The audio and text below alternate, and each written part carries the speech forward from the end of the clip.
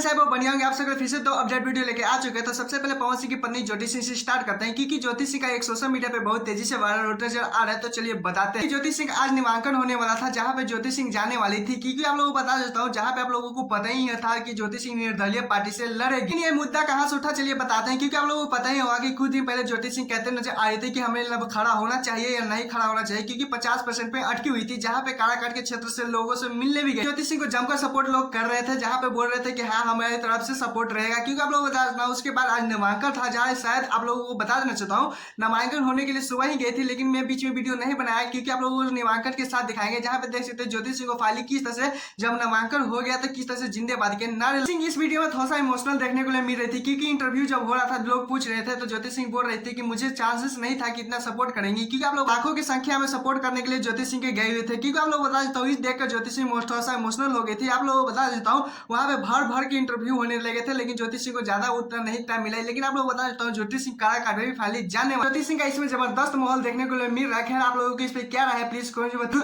तो खैर चलिए दूसरे अपडेट में चलते हैं, जिसमें खेसारी लाल यादव ने छपरा में चक्का जाम कर दिया, क्योंकि आप लोग बता देना जिस तरह से खेसारी लाल भोकाल मचा रहे हैं कि क्या है, बोले थोड़ा सा एक क्लिप